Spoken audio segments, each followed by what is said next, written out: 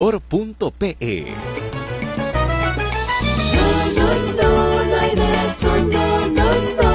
El Instituto de Defensa Legal presenta No hay derecho.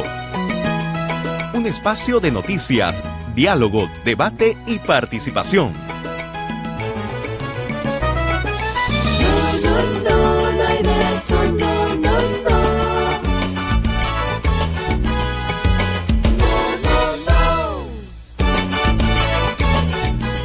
Muy buenos días amigos, siendo las 8 en punto, comienza el programa No hay derecho.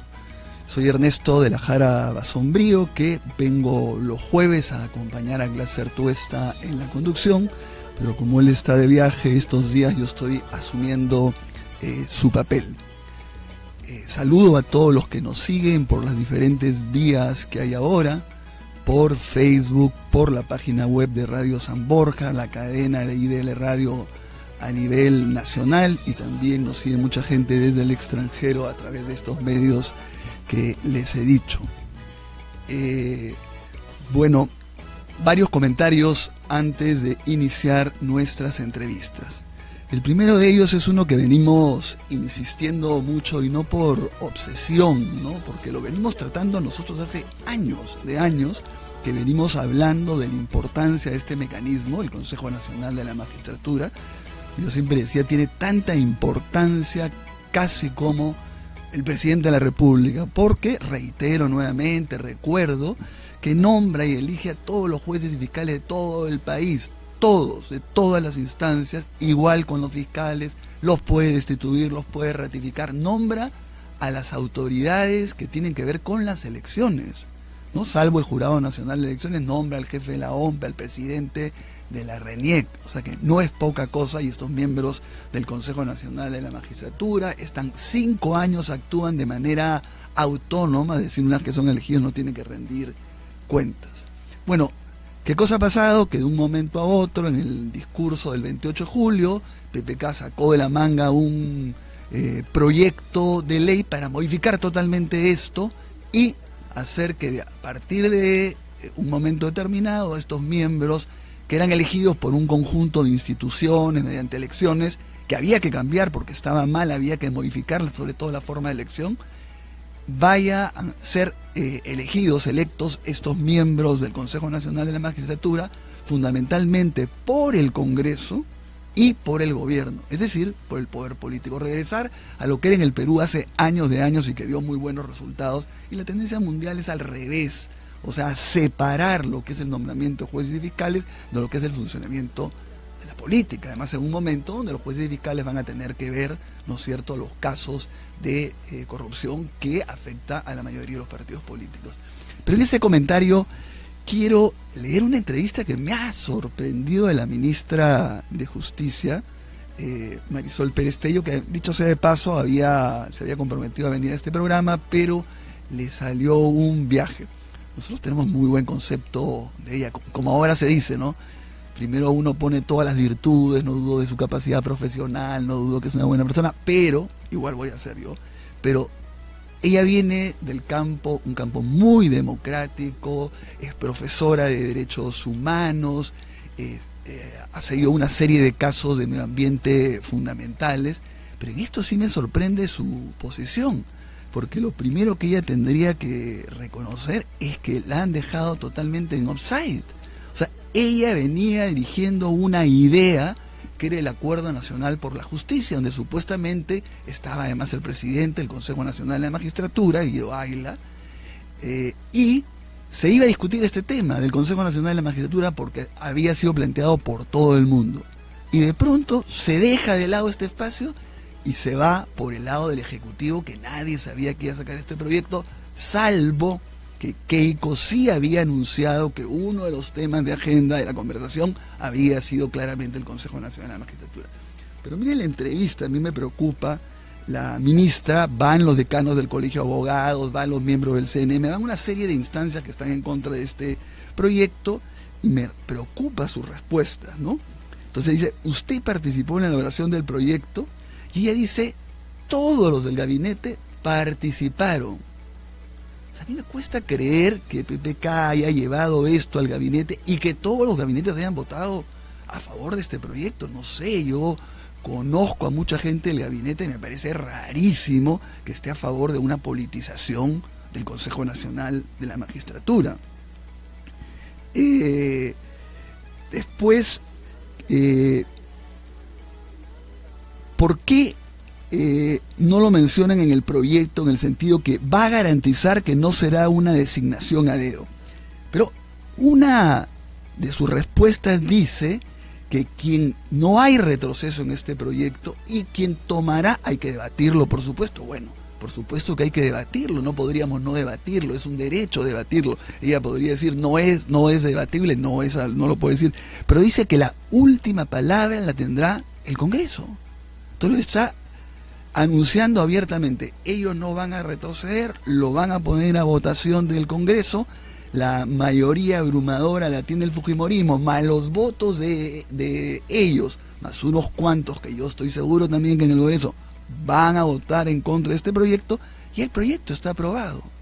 Entonces, ¿cómo puede ser posible que digan esto, ¿no? Dice además que la reforma constitucional tiene normas de desarrollo legislativo. Lo que hay que hacer primero es reformar la Constitución y después presentar las normas de desarrollo constitucional. Es decir, ya pues parece broma, ¿no? Es decir, primero aprobemos, metamos en la Constitución la fórmula que está planteando, es decir, la politización del CNM. Y una vez que ya está en la Constitución esta fórmula que todo el mundo critica, ya demos la ley de cómo se va a implementar.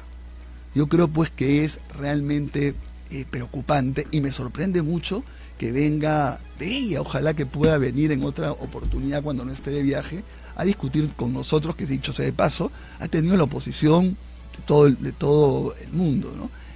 No de todo el mundo, es una exageración, se dice así, de la mayoría de los sectores. Vuelvo a insistir, nosotros estamos totalmente a favor que se reforme radicalmente el Consejo Nacional de la Magistratura, porque están haciendo muy malos nombramientos y porque llega gente que no debería llegar al Consejo Nacional de la Magistratura. Eso se viene discutiendo hace 8 o 10 años, pero hay una serie de fórmulas que van encaminadas a democratizar, a hacer que sea más independiente, que sea más transparente. No estamos de acuerdo en que esto se politice, además con los resultados que ya sabemos. Los nombramientos del Congreso han sido un desastre, no pueden ni siquiera nombrar al miembro del Tribunal Constitucional. Fíjense todos los nombramientos que han habido, la famosa repartija, el contralor, o sea, no son un ejemplo de nombramiento. Igual al gobierno se les ha escapado varios nombramientos sumamente criticables. Quería terminar esta parte leyendo un pronunciamiento que lo pueden encontrar en la página web del IDL, la institución que produce este programa, solamente algunos títulos, ¿no? El primero dice: la participación del Ejecutivo y del Congreso politiza en extremo al Consejo Nacional de la Magistratura y abre la puerta a la interferencia política. Vulnera la independencia del sistema de justicia y el principio de separación de poderes. Es una propuesta antidemocrática al eliminar la representación de otros sectores. Por ejemplo, en el anterior estaban representados las universidades públicas, las universidades privadas, los abogados, los colegios profesionales, podían estar los sectores empresariales, los sectores de trabajadores. El gran problema era la forma en que eran elegidos. Ahí se le había sacado la vuelta a la norma. Los requisitos, la poca transparencia. Entonces la reforma debe ir por ahí y no al revés, ir por el lado, ¿no es cierto?, prácticamente de disolver un mecanismo independiente de elección. Bueno, todos los puntos de este pronunciamiento del Instituto de Defensa Legal, que pueden encontrar en la página web o en el proyecto Justicia Viva, que es la parte de Administración de Justicia, el Sistema de Justicia del IDL, pueden leerlo de manera completa. Pero si insistimos en el tema y creemos que debe haber una respuesta contundente, es porque nosotros vemos que esto va encaminado a que salga. Es como que han negociado de verdad y han dicho, bueno, yo siento así, me dejan un poco aspectos de la economía, de las cosas que queremos hacer, del agua, del presupuesto, ¿no?, que vamos a conversar sobre eso, no me ponen trabas en la aprobación del presupuesto, y yo les doy, ¿no es cierto?, el Poder Judicial, el cambio del Consejo Nacional de la Magistratura que ustedes quieren, así como le di a Klimper en el Banco Central de Reserva, el Defensor del Pueblo, ¿no es cierto? Y eso es sumamente peligroso, sumamente peligroso. Se vienen unos casos de corrupción, está el famoso indulto de Fujimori, mil cosas que hay que tener cuidado. Y además casos muy cotidianos, la violencia contra la mujer, todo lo que puede ser delitos de robo, de hurto, todo eso ven los jueces y fiscales. Entonces hay que modificar, hay que transformar la administración de justicia. Ahora vamos a conversar con un juez bueno sobre varias cosas, que va a ser nuestra primera entrevista. A ver, lo segundo que quería comentar era también lo primero que hay que decir, que voy a comentar un caso que está en el Poder Judicial, pero que hay que aclarar que también lo lleva el Instituto de Defensa Legal. Vuelvo a decir que es la institución que produce este programa de radio, y es un caso en el que concretamente el director del IDL, Carlos Rivera, es abogado de las víctimas. Siempre hay que poner por delante eso, porque a veces yo veo que salen en los medios de comunicación una serie de abogados y no especifican que ellos son los abogados del caso. Además que en esos casos además cobran, que no tiene nada de malo significativamente, en este caso no se cobra, pero se trata de la matanza de Acomarca. Muchos recordarán que esta matanza, que ocurrió agosto, septiembre de 1995, murieron más de 60 personas asesinadas. Entonces, hombres, mujeres, niños, ancianos, ¿no es cierto? Y se sabe perfectamente bien que fue parte de un plan. Se conoce el nombre del plan. Se conoce que fueron 4 patrullas. Se conocen los nombres de quienes dirigían estas patrullas. Uno de ellos era, por ejemplo, Telmo Hurtado, que era el carnicero de los Andes. Él estuvo fuera, se había fugado muchos años de Estados Unidos y se le capturó, se le trajo al Perú, confesó, dijo todo lo que había ocurrido, además dio nombres, señales de lo que había pasado. ¿Cierto? Fíjense ustedes, esto ocurrió en el año 85. Estamos en el año 2017 y se sigue peleando el caso. Los familiares quieren, obviamente, que se haga justicia. ¿No es cierto? Quedan los familiares de las víctimas, incluso quedan algunos sobrevivientes que eran niños en ese momento. ¿Qué se quiere? Hoy día, en la mañana, van a haber informes orales ante la primera sala transitoria de la Corte Suprema, porque hay salas permanentes y hay 2 salas transitorias en la Corte Suprema. Entonces se está haciendo los informes y lo que se quiere es que se ratifique una sentencia que fue condenatoria del principal responsable de esta matanza, que fue Wilfredo Mori Orso. Él fue un oficial del ejército, y algunos miembros también del Estado Mayor, que fue condenado a 25 años, y el mismo día de la sentencia se fugó. O sea, la mayoría además están prófugos de los que se han identificado concretamente que participaron del delito. Entonces lo que se quiere es que se confirme, es decir, que la Corte Suprema no declare la nulidad y se tenga que volver a comenzar el caso luego de 30 años. Y es un caso sumamente importante, no solamente por la gravedad, sino acá hay la condena, ¿no es cierto? Se puede mostrar que lamentablemente hay un plan que viene desde el comandante del ejército, que pasa por las más altas autoridades militares, por el jefe político militar, y también evidentemente están siendo procesados y condenados los propios soldados. Y nuevamente ahí no es que haya nada contra las Fuerzas Armadas, sino que este tipo, así como se condena y se sanciona todo acto de terrorismo, también las violaciones de derechos humanos deben ser condenadas. Y también, como hay tanta preocupación por los casos, por el caso de Madre Mía, que a mí también me espanta cada cosa que se descubre, y creo que todo apunta a indicar que Humala es el capitán Carlos, y si se logra verificar eso, tiene que ser condenado también a 25 años o más, como corresponde, por delitos de lesa humanidad. Eso tiene que ser así. Está bien que se haya reabierto el caso, está bien que haya un caso en la Comisión Interamericana, pero así como ha habido tanta preocupación por ese caso, a mi modo de ver muchas veces por razones políticas, ideológicas, pero el caso existe y es gravísimo, tiene que haber también preocupaciones por Acomarca. Me encantaría, por ejemplo, que el diario El Comercio sacara un editorial sobre Acomarca y le dedicara las carátulas que corresponden. Bueno, vamos a conversar también más adelante sobre eso, pero la huelga. Indudablemente es gravísimo que hayan huelgas de maestros, hayan huelgas de médicos. Lo que ha pasado con el niño de Yurimaguas es terrible. Hay que investigar porque se dice que en realidad habían médicos que podían atenderlo, pero que fue el personal administrativo que no permitió el ingreso. Si fuera así, es gravísimo, se debe investigar, identificar quiénes fueron los responsables, someterlos a juicio, y evidentemente ahí es un atentado contra la vida. O sea, no es cualquier cosa. Ahora, también hay que recordar, porque escuchaba viniendo algunos programas de radio, que la huelga es un derecho. O sea, nos guste o no, hace mucho tiempo que está previsto en la Constitución.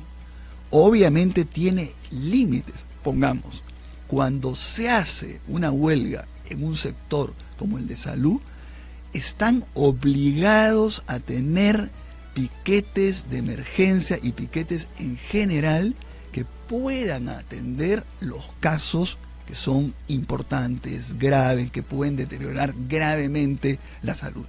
Si no haces eso, incurres también no solamente en una falta, sino puedes incurrir en un delito. Ahora, a la vez se dice, pero tenemos que tener huelgas que no perjudiquen ni a los pacientes ni a los profesores. Lamentablemente eso es imposible, porque la esencia de la huelga es causar un nivel de perjuicio. Perjuicio en el sentido de, para eso, o sea, la idea es, los trabajadores tienen un desequilibrio frente al empleador, entonces tiene que dársele como un mecanismo con el cual puedan presionar. Entonces, ¿cuál es la solución de fondo? Tratar de resolver el problema. Exitosa, por si acaso, esta vez ya no trae absolutamente nada de la ministra, lo cual revela que ya ha retrocedido, y más bien trae cosas sobre Alan García como que demuestra, habla de Alan García lo que critica al gobierno, ¿no es cierto? O sea, en el momento que Alan García está declarando en el Ministerio Público, Exitosa pone las opiniones de Alan García. Y un último comentario rapidito, la columna de Mariátegui sobre Venezuela. ¿Le preocupa a Mariátegui lo de Venezuela, lo que está ocurriendo, que se haya recapturado? No tanto. ¿Cuál es el título? Y Verónica sobre Venezuela, y por supuesto pone que el IBL tampoco se ha pronunciado en contra de Venezuela, cuando ustedes deben haber escuchado las miles de veces. Bueno, hacemos nuestro primer corte y regresamos.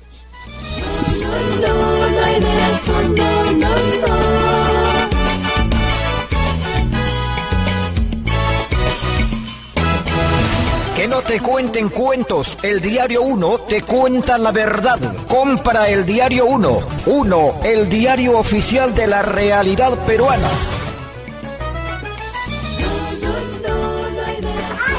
Ya te he dicho, Patricia, que me molesta verte andando con ese cholito. Mira nomás, mira esa traza. Además, chato, pelo trinchudo. Misio todavía. Ay, mamá, no exageres. Además, solo somos amigos. Sí, solo amigos, ¿no? Si todas mis amigas te han visto. Ya te digo, si te veo otra vez con el cholo Quispe, hablaré con la directora para que lo saque del colegio. ¿Cómo te vas a rebajar con esa gente? Nadie puede ser discriminado. No importa su raza, condición social o económica, todos merecemos ser tratados por igual y con el mismo respeto. Porque no hay derecho.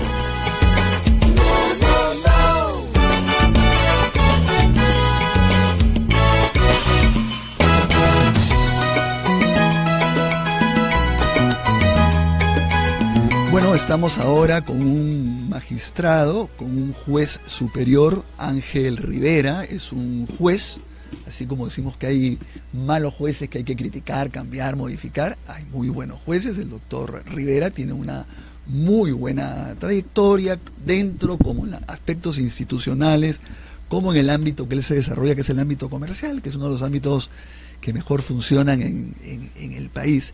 Y vamos a conversar con él sobre varias cosas.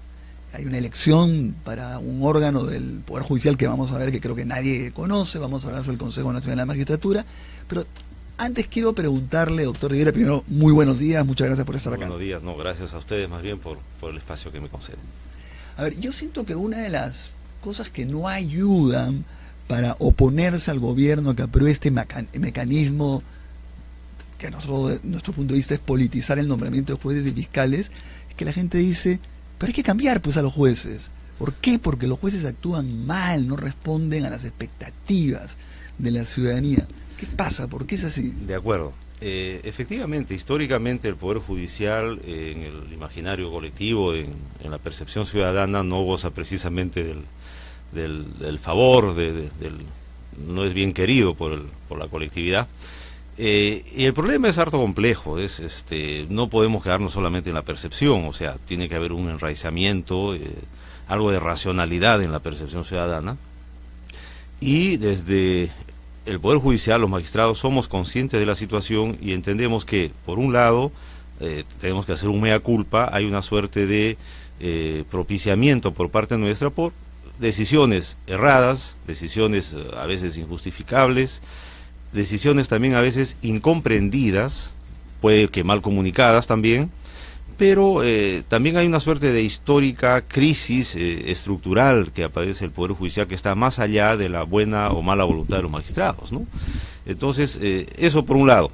Y por otro lado también nosotros queremos enfatizar y poner sobre el tapete un concepto que muy poca atención se ha prestado y que fue acuñado por la Defensoría del Pueblo, que es el de la indigencia legal, es decir, el escaso y acaso nulo conocimiento que tiene la ciudadanía acerca del funcionamiento del sistema de justicia. Hay una confusión de roles, no se entiende la lógica con la que es diseñado el sistema y con la que funciona, entonces se produce un desencuentro entre el funcionamiento institucional y la percepción ciudadana, ¿no? Ahora, evidentemente que hay que incorporar algunos cambios significativos en todo el sistema de justicia en puntos estratégicos. Así es, ¿no es cierto? así es. Hay una famosa frase que dice que los cambios no se pueden hacer solo con los jueces, pero tampoco en contra de los jueces. Pero siempre me pregunto, porque yo conozco, pues, y lo digo acá, un buen número de jueces excelentes. ¿Por qué esos jueces no se juntan, salen ante el país y dicen, señores, nosotros vamos a hacer un cambio, pedimos el apoyo que debemos ser las autoridades en la Corte Suprema? ¿Por qué no hay ese movimiento que han habido en otros países también, ¿no? Fíjese, en gran medida puede ser porque los jueces, aquellos jueces que yo debo afirmar que son la mayoría, son jueces comprometidos, nuevas promociones además que han sido incorporadas de un tiempo a esta parte, jueces con más acreditaciones académicas, etcétera. La mayoría de ellos terminan siendo abrumados por la carga laboral. Y los que no son apabullados un poco por el estado de cosas, es decir, se empieza con un ímpetu, con un ánimo de reforma, de hacer el cambio, de ser un factor de cambio, y sin embargo terminamos un poco atrapados por el estado situacional, ¿no? Pero de todos modos hay un grupo muy activista de magistrados que es fácilmente reconocible en cada corte, que son los que empujan o arrastran, si se quiere, al resto del colectivo judicial, y que somos estos magistrados los que de alguna manera, episódicamente, cuando hay elecciones, cuando se asume un rol de gestión institucional, procuramos propiciar el cambio, ¿no? A ver, justamente ya están habiendo las elecciones ante el Consejo Ejecutivo del Poder Judicial. Ustedes dirán, ¿qué cosa es? O sea, realmente si uno no está metido en eso no sabe nada. Efectivamente. Yo digo que es como un iceberg, como catacumbas, ¿no? El Consejo Ejecutivo nadie sabe qué es, y no por ignorancia, sino no tendrían por qué saber. El Consejo Ejecutivo no hace méritos tampoco para que se sepa, porque parte es un poco lo oscuro, pero sin embargo es clave, fundamental, así como el Consejo Nacional de la Magistratura, nosotros veníamos diciendo hay que ver qué es, ahora venimos diciendo cuidado con el Consejo Ejecutivo, y estamos en plenas elecciones. Así es. Y tienen además funciones importantísimas, pero yo le pido al doctor Rivera que brevemente nos diga 2, 3 funciones fundamentales y un poco cuál es la composición del Consejo Ejecutivo. Bien, el Consejo Ejecutivo es un órgano de gobierno institucional, es un órgano colectivo conformado por el presidente del Poder Judicial, que es un magistrado supremo elegido por la Corte Suprema, conformado además por 2 magistrados supremos, también elegidos por la Corte Suprema, que el día de ayer han sido elegidos los doctores Héctor Lamamore y la doctora Yanet Tello Guilardi. Tengo entendido, muy buen nivel además. Efectivamente ha causado beneplácito general, entiendo yo, en el Poder Judicial. Conozco a los dos, sí. Integrado además por un representante de los jueces superiores, cargo al que aspiro, y un representante de los jueces especializados. Entonces, este órgano colectivo tiene funciones establecidas en la ley orgánica, algunas muy puntuales y operativas que no merecen mayor desarrollo, pero otras sí que permiten, digamos, un cierto grado de planificación y gestión y de regulación al interior del Poder Judicial. Si bien es cierto, el presidente del Poder Judicial es quien toma decisiones administrativas y representa a la institución, el Consejo Ejecutivo asume unas funciones de regulación, de definiciones, de diseño, de adopción de políticas institucionales. Sí. Por ejemplo, la implementación de la nueva ley procesal de trabajo, ¿no? Y la oralidad laboral. ¿Quién define o quién decide en qué corte se implanta, cuál es la progresividad, qué facilidades se adoptan? Es el Consejo Ejecutivo. Establece el cronograma. Lo mismo con el nuevo Código Procesal Penal, claro, dentro de los márgenes que la ley recientemente modificada establece el cronograma.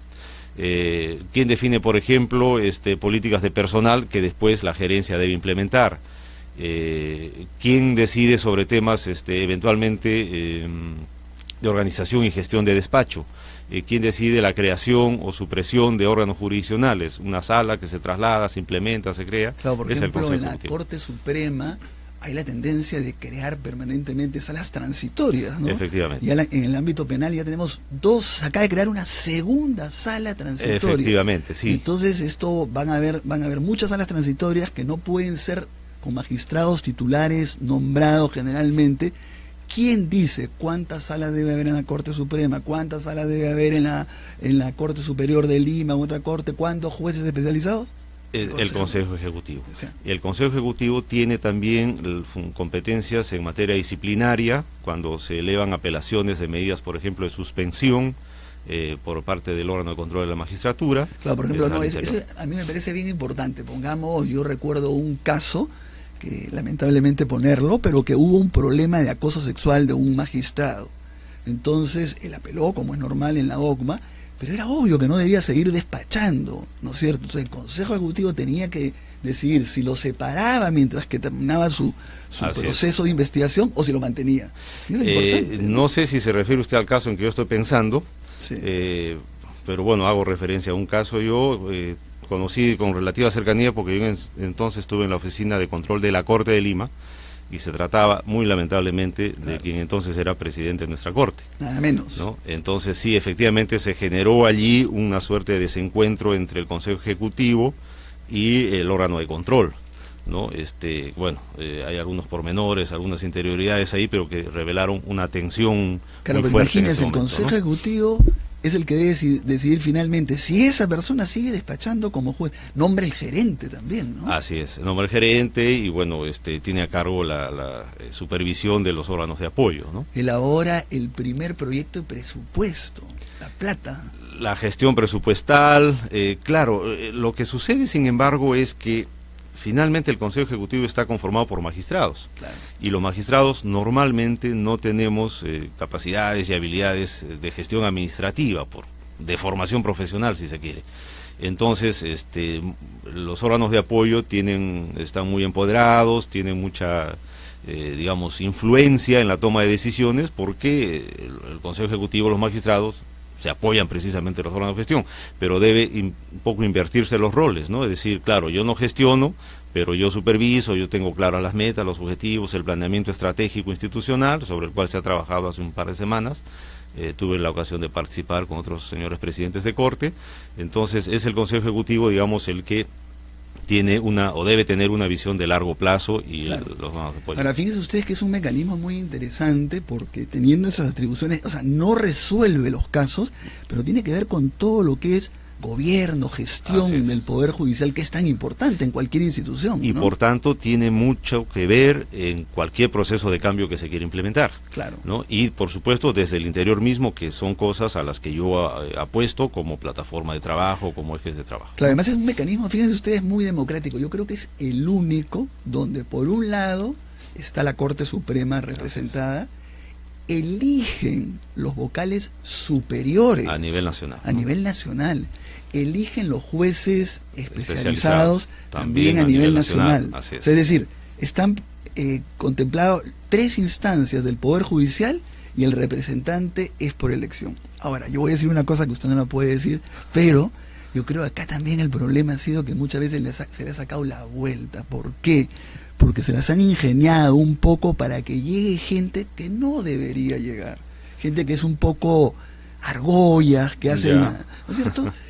Y yo sé que para usted es muy difícil, pero esa es mi percepción porque seguimos. También hay un representante de la sociedad civil, que es un representante de los colegios de abogados. Efectivamente, ¿no? efectivamente. Me olvidaba de ese dato sumamente importante porque eso es parte de la apertura que tiene el Poder Judicial y como usted bien dice, como ninguna otra institución pública, es decir, no creo que exista otra institución pública en que insertada en el corazón mismo de la gestión administrativa y de la dirección de una institución se encuentran representantes de fuera de la institución y que ejercen además un rol de supervisión, etcétera. Lo que se da también, por ejemplo, en los órganos de control, que también hay representantes de la sociedad pública, perdón, de la sociedad civil. Ahora también ahí hay que decir, y también lo digo yo, es que siendo además pro sociedad civil en estos órganos, que no han hecho muy buen papel los representantes de la sociedad civil, lamentablemente, este es mejor, pero los anteriores... Bueno, yo sobre eso me abstengo de emitir juicio de valor, pero en todo caso, eso es una carga, digamos, que tendría que ser atribuida a la entidad que elige a la sociedad, al representante. Digamos, ¿no? Más requisitos de quién integra el Consejo Ejecutivo, cómo se debe elegir. Se puede, pero la solución no sería, por ejemplo, como ahora haría el gobierno, vamos a quitar al representante de la sociedad civil. ¿No es cierto? No, para nada. Ahora, ¿por qué creemos que es un buen momento? Porque ya a nivel de la Corte Suprema se han elegido a 2 buenos representantes. ¿No? Viene ahora la elección de los magistrados a nivel de Corte Superior. Y usted es uno de los postulantes, ¿no es cierto? Pero a ver, dígame, ¿cuáles son sus ideas? A ver, dentro de las competencias, porque finalmente hablamos de competencias por instancias organizativas, dentro de las competencias del Consejo yo apuesto a algunos ejes temáticos centrales. En primer lugar, he planteado ya, y lo he difundido entre los colegas, la necesidad de apuntar a un programa de modernización de la gestión del despacho, ¿no? ¿A qué me refiero con esto? Los ciudadanos quizás poco podrán tomar como interesante este tema. Lo que sucede es que un juzgado, una corte, una sala, finalmente son organizaciones, y son organizaciones pequeñas, más grandes, que se gestionan de una determinada manera, tienen procedimientos internos operativos que funcionan de una determinada manera, y en función de cómo se gestione, pues será eficiente o ineficiente, y eso se va a repercutir en la prestación del servicio al justiciable. Lo que sucede en nuestro país es que, por superposición de normas en el decurso de nuestra historia, no hay a la fecha un modelo de despacho único y definido que tenga vigencia a nivel nacional. Es decir, no funcionamos ni trabajamos de modo homogéneo y estándar.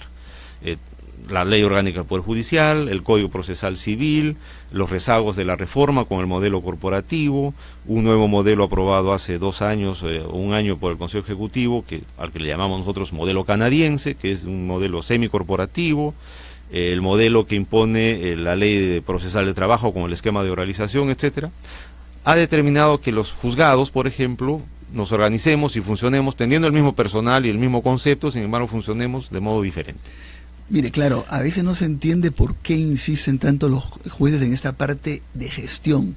Y tiene que ver porque, como ha dicho el doctor, cada despacho es como un mundo, ¿no? Tiene el juez, el adjunto, están los secretarios, está el personal administrativo. Entonces, todo eso lo tiene que ver el juez. Exactamente. Y el juez ha estudiado Derecho y no gestión, pero a la vez no puede delegar, porque muchas veces así fue la injerencia durante la época de reforma, Fujimori, claro. Metió al personal administrativo y el personal administrvo comenzó a controlar todo. Exacto. ¿No es cierto? Así es. A ver, ahora, esta reforma, esta modernización de gestión, evidentemente tiene que estar alineada con la política actualmente que se implementa de el aprovechamiento de las modernas tecnologías, del comunicación, telecomunicaciones, información, el bendito expediente judicial electrónico, que mañana entra en funcionamiento formal, porque empezó el día 31 justamente en la especialidad comercial de la que formo parte. Entonces, el expediente judicial electrónico y muchos aplicativos que se han desarrollado, remate electrónico, embargo bancario electrónico, registros judiciales, etcétera, han cambiado la forma de trabajo interno que tienen los juzgados. Entonces, todo esto tiene que ser sistematizado para desarrollar un nuevo modelo de despacho y una nueva forma de trabajar. Vinculado a ello, el fortalecimiento del capital humano. Fíjese, el Poder Judicial no es una entidad productora de bienes, prestamos servicios. Y debe, por tanto, brindar la mayor atención a su capital humano, que es lo que estructura y da sentido a la institución. Claro, el capital humano está formado por el estamento magistrados y el estamento servidores jurisdiccionales. El estamento magistrados requiere un tratamiento diferente, pero los trabajadores también. Para terminar la entrevista, porque además usted me dijo que tenía que ir a audiencias, suspendido audiencias. Muy rapidito, un caso, por ejemplo, que usted vea, para que vean qué cosa es en la parte comercial. ¿Cómo no? En la parte comercial vemos todo lo que son recuperaciones de crédito del sistema financiero y bancario. Pero estamos viendo también a nivel de salas y a nivel de juzgados, paradójicamente, sin ser nuestra especialidad, hemos terminado siendo especialistas en ello, todo lo que es contratación pública.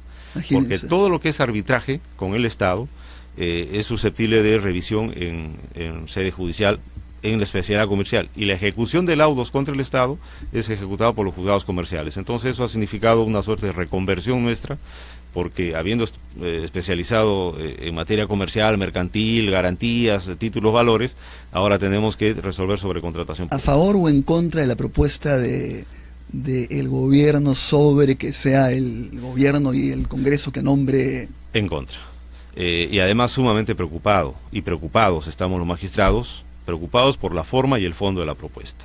Por la forma, porque no obstante que fue una propuesta electoral del ahora presidente de la República, sin embargo nos llama la atención que habiendo transcurrido un año en que no se planteó el tema, no se hizo un debate abierto, público, se genera de pronto un proyecto de ley en una coyuntura particular, por decirlo menos, después de una conversación de los líderes políticos más representativos en el Congreso, y sí, por el fondo, porque apunta claramente a una politización en la designación de los... Ya lo veo usted tocando la puerta al Congreso para ver si...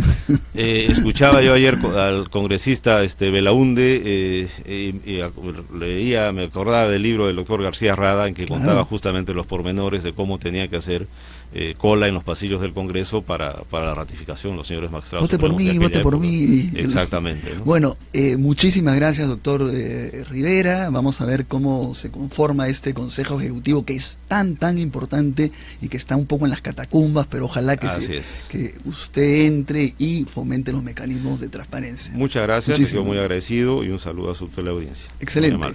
Hacemos un corte y regresamos con nuestra siguiente entrevista. No hay derecho, no.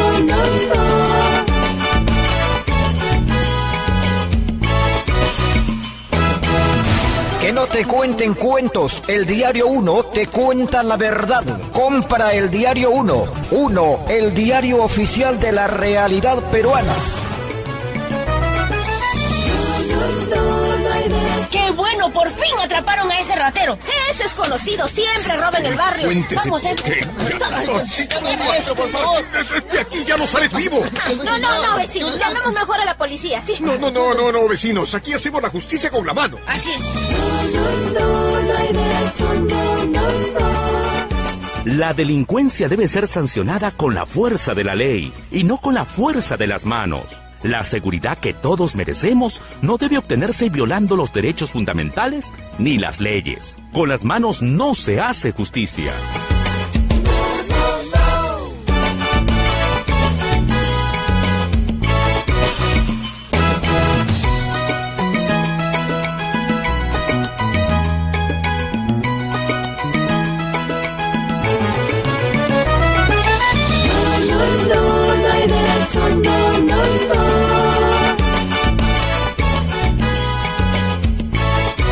Bueno, 8:38 minutos, la entrevista anterior también bien interesante. No pregunté para no hacerlo más técnico y especializado, pero también el Consejo Ejecutivo, por ejemplo, tiene que resolver todo este tema del sistema anticorrupción, la Sala Penal Nacional. Entonces esto es sumamente importante, tiene que ver con salida, traslado de jueces y fiscales, lo cual afecta también la independencia.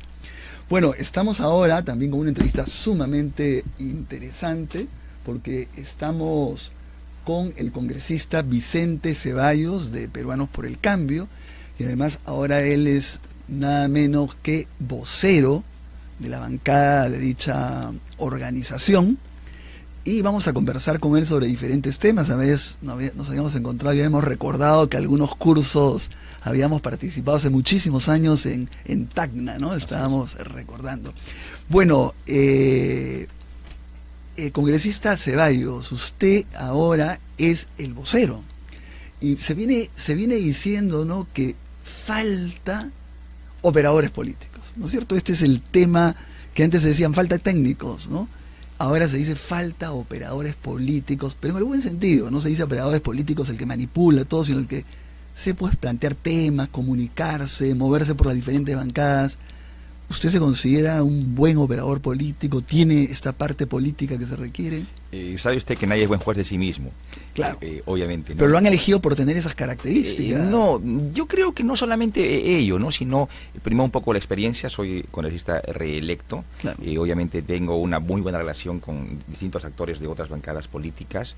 He generado un espacio de confianza con el Consejo de Ministros. Entonces, hay una serie, y es más, me llevo bien con los 17 componentes de mi bancada. Entonces, son factores que fueron determinantes para que finalmente pueda ser elegido como vocero. Pero dicho sea de paso, no es una labor muy grata que digamos, es un poco complicada, muy dedicada y muy compleja, ¿no? Sin embargo, con la mejor predisposición de poder colaborar y sobre todo reposicionar el rol del Parlamento, ¿no? Mire, ha habido un gesto muy interesante de Jorge del Castillo, ¿no?, que nos dijo sería importante reunirnos con los voceros.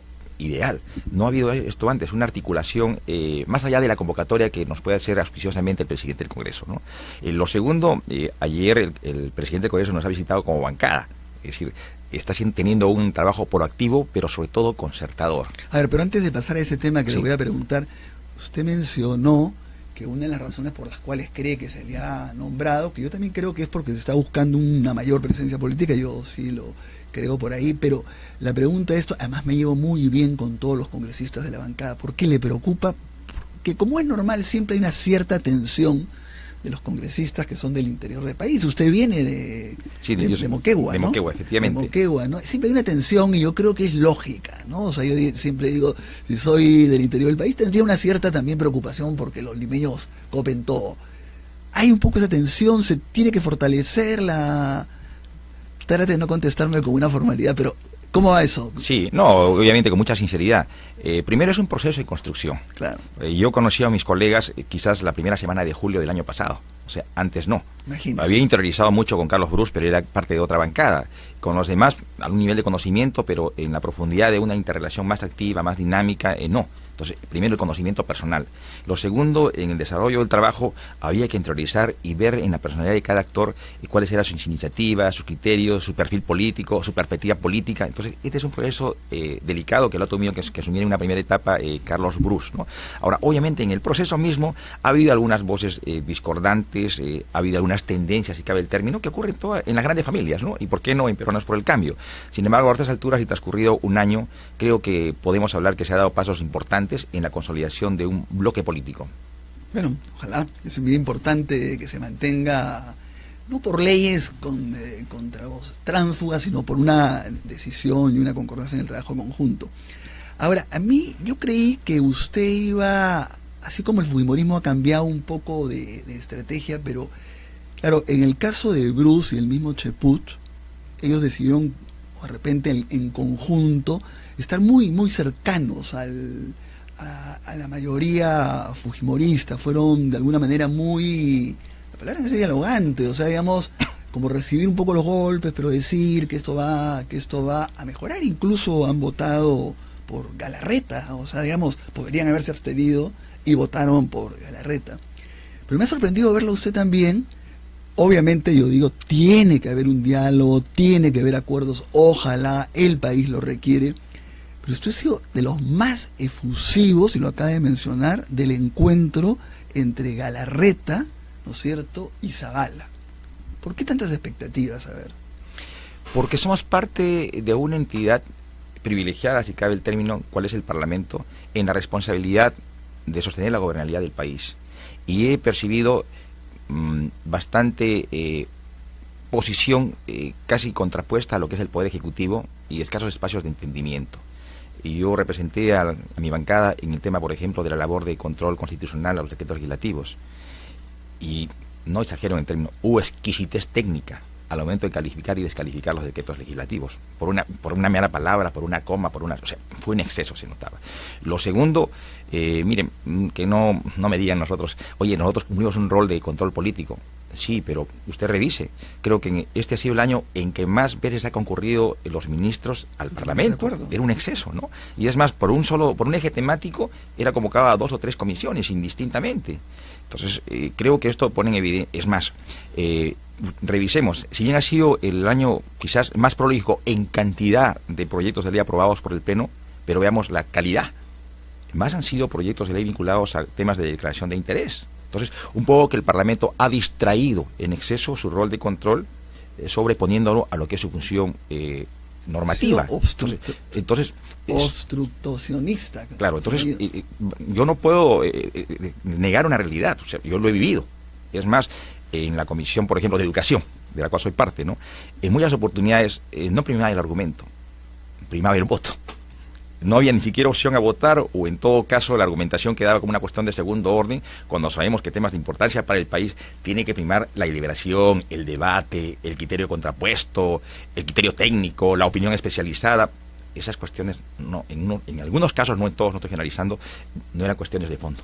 Entonces, de acuerdo, usted lo está diciendo justamente, o sea, la línea que ellos han marcado es totalmente diferente a un poco el tono que ustedes han utilizado. Es cómo cambiar eso. Entonces, ahora, por eso siempre tengo esta como norma de vida, ¿no? Siempre hay una expectativa de algo mejor.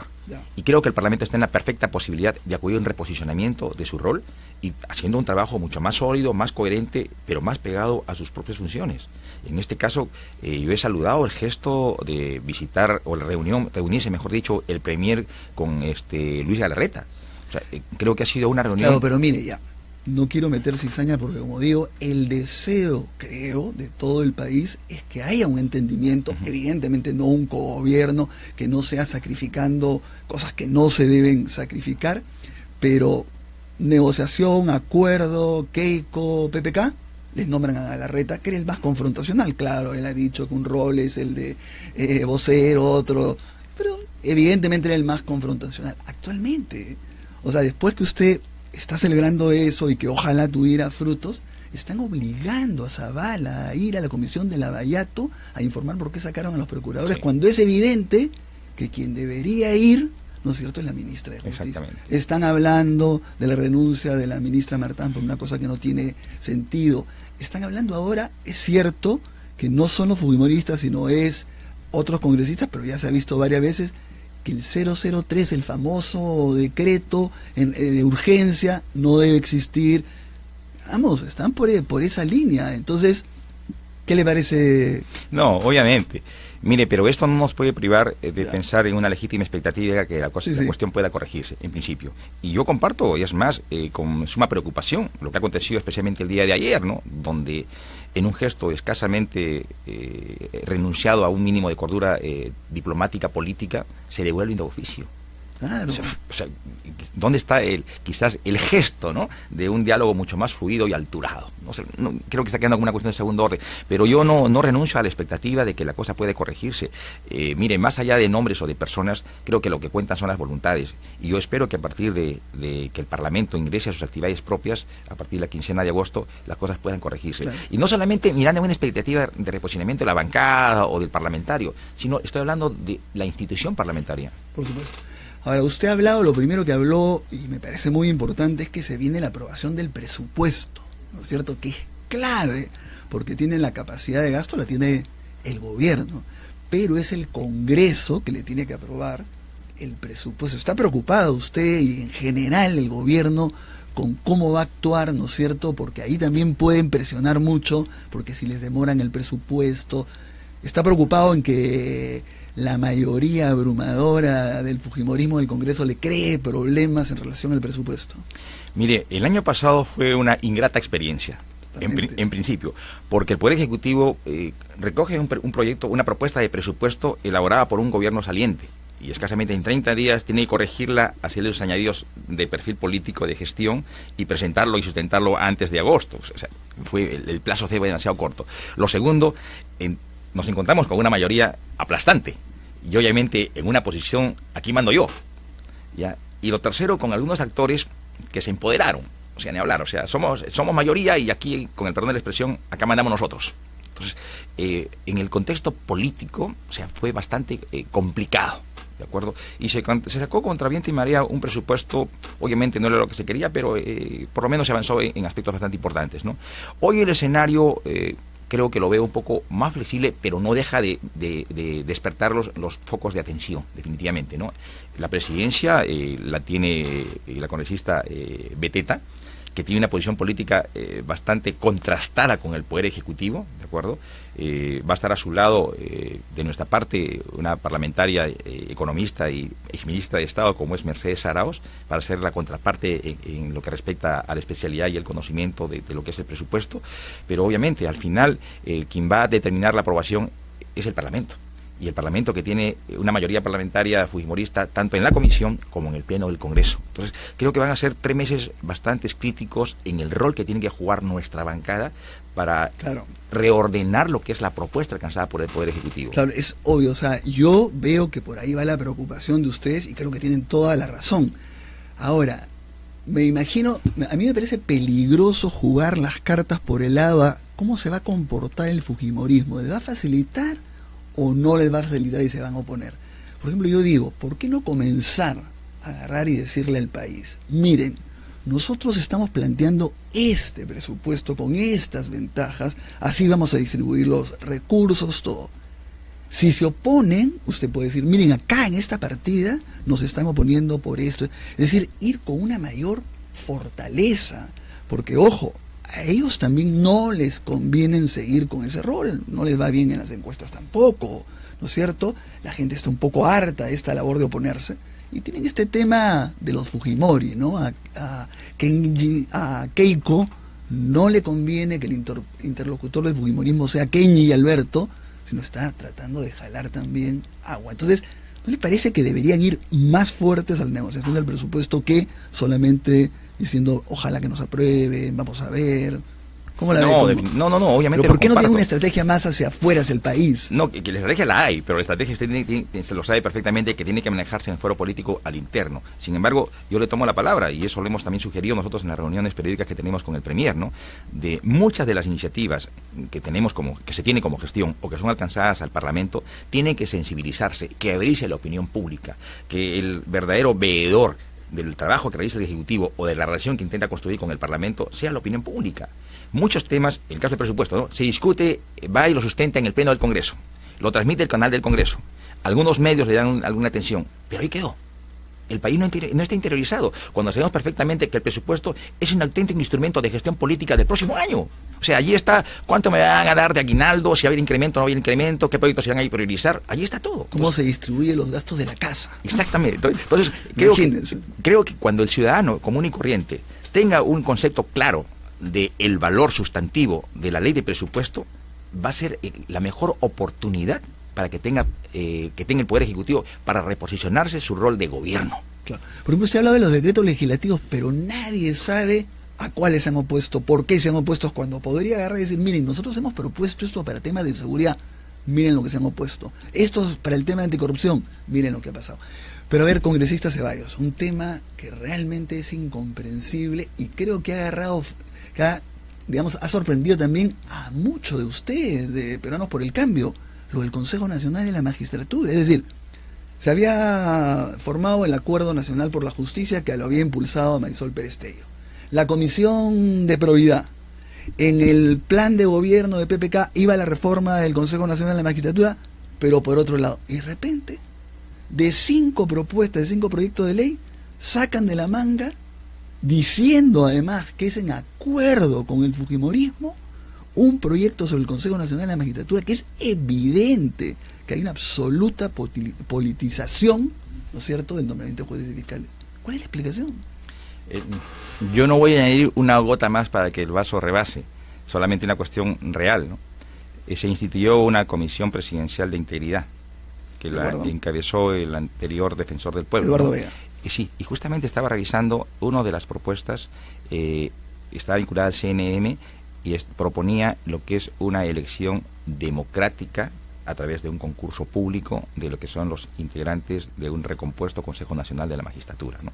Pero ahora bien, creo que acá hay que destacar el gesto. Pero es totalmente opuesta. Sí. O sea, fíjense, elección, ¿no es cierto?, por lo menos de la mayoría de los miembros por un concurso democrático, incluso habla convocado por el Jurado Nacional de Elecciones, cosa que me da rara, pero en fin, ya. Exactamente. Entonces, totalmente diferente. Correcto. Entonces, mire, el gesto político cuenta mucho, porque se dio una circunstancia muy especial, cuál es el mensaje al país, y puso en la agenda pública nacional, ya no solo del Parlamento ni menos del Ejecutivo, lo que es la necesidad de recomponer el Consejo Nacional de la Magistratura.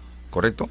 Lo segundo, sabemos perfectamente que esta iniciativa, que es una potestad constitucional entregada al presidente, ha sido trasladada al Congreso de la República. Y es el Congreso de la República porque se trata de una reforma constitucional que finalmente va, ¿quién domina el Congreso de la República? A determinar su recomposición y el sentido de esa recomposición. ¿Quién tiene más de 70 votos? Una, dos.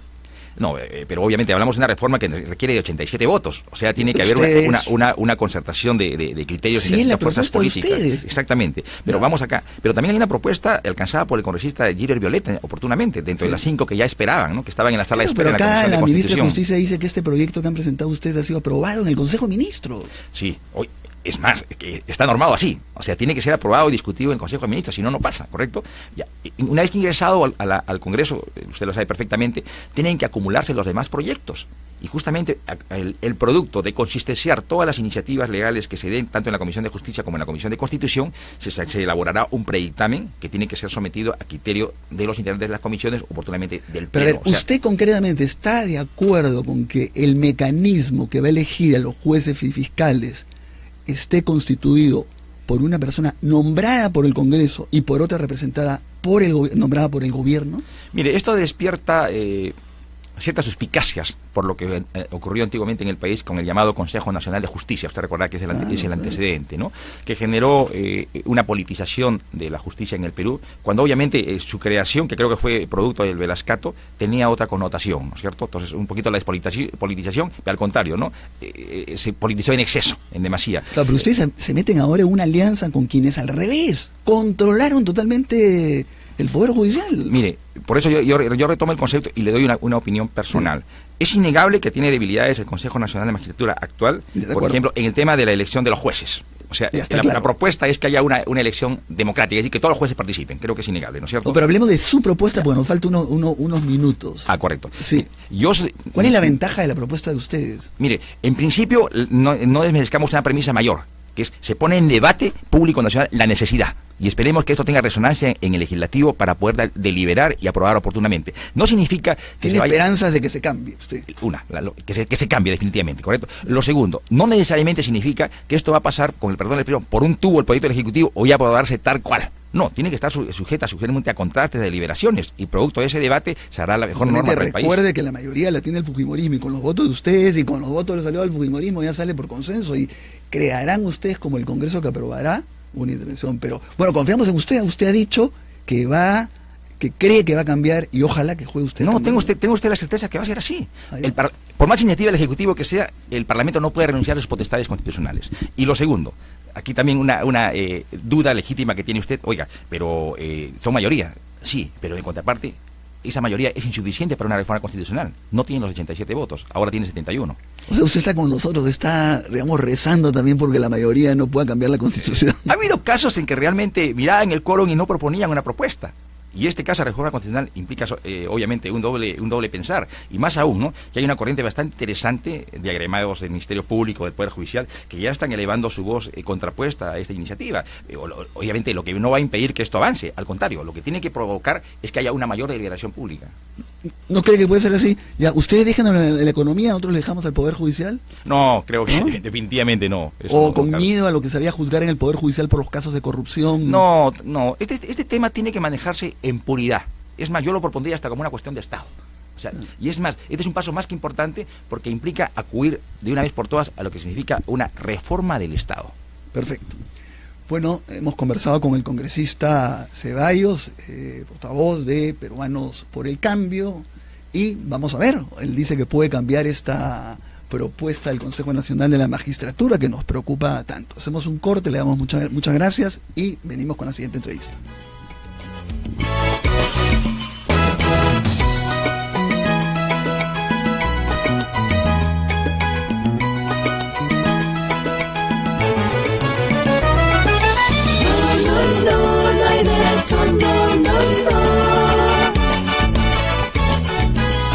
Que no te cuenten cuentos, el Diario 1 te cuenta la verdad.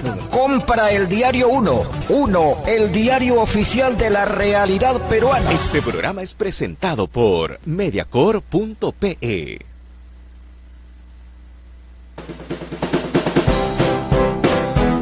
Curiosidades. ¿Sabías que el café es la segunda bebida más consumida en el mundo? Sí, está solo por debajo del agua. El café es la segunda bebida más ingerida en el mundo. Y la razón también es porque, curiosamente, es la segunda mercancía comercializada en el mundo, después del petróleo. Curiosidades.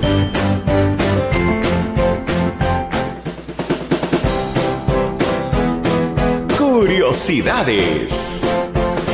¿Sabías que los pulpos tienen pupilas rectangulares?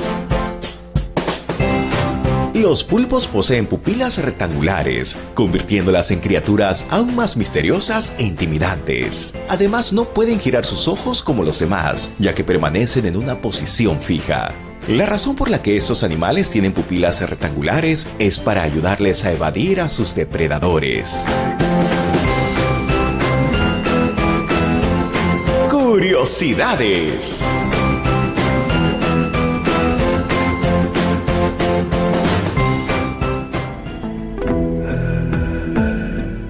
Presentamos Lo Nuestro es Primero. La marinera es el baile símbolo de peruanidad. Fue bautizada así por nuestro escritor costumbrista Abelardo Gamarra el Tunante, como homenaje al heroico desempeño de nuestra marina durante la Guerra del Pacífico. La marinera limeña es garbosa y señorial. Sus pasos y movimiento de pañuelo son más cortos, con reglas estrictas en el canto y en el baile. La limeña es una marinera siempre cantada, acompañada de guitarra, palmas y cajón. Por su parte, la marinera norteña es alegre, vibrante y jacarandosa. Sus pasos son más libres y muestra una estrecha afinidad con el tondero. La marinera andina denota el sentimentalismo de los habitantes de las alturas peruanas. La marinera en sí representa el acoso que el varón hace a la mujer hasta rendirla, a semejanza del cortejo del gallo a la gallina, el cual tiene que hacer una serie de movimientos previos hasta conquistarla. Acabamos de escuchar Lo Nuestro es Primero.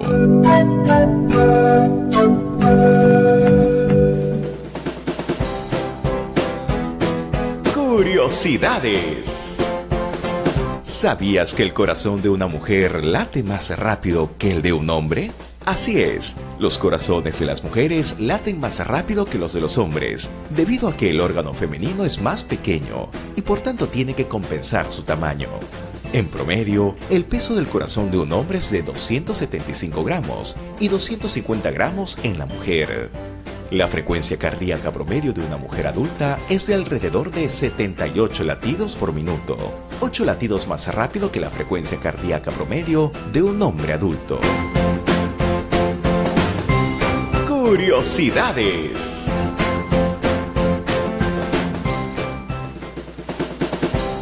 Curiosidades. ¿Sabías que las cejas nos protegen del sudor y de la lluvia? Las cejas son una parte muy significativa del rostro. Expresan las emociones con tanta intensidad como los movimientos del cuerpo. Y muchas personas dedican un tiempo considerable en arreglárselas. Sin embargo, el principal objetivo de las cejas es que nos ayudan a la visión. Este arco de vellos desvían el agua y el sudor hacia los lados de la cara, lo que facilita el funcionamiento de los ojos cuando se está en la lluvia o cuando se está transpirando. Curiosidades.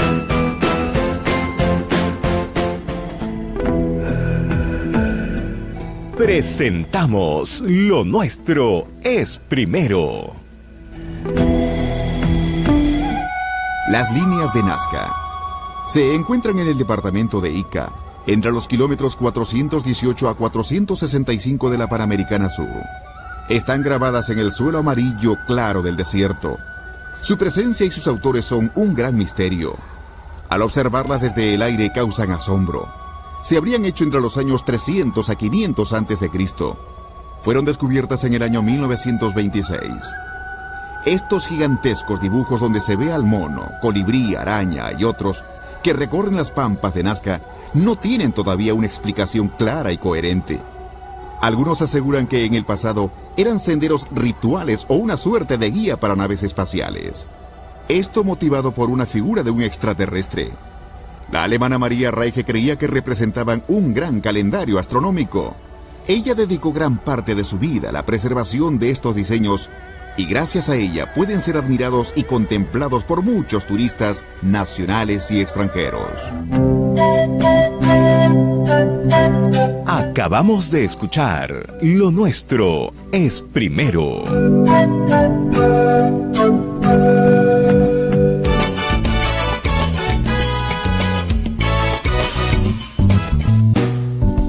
Bloque cultural. En No Hay Derecho.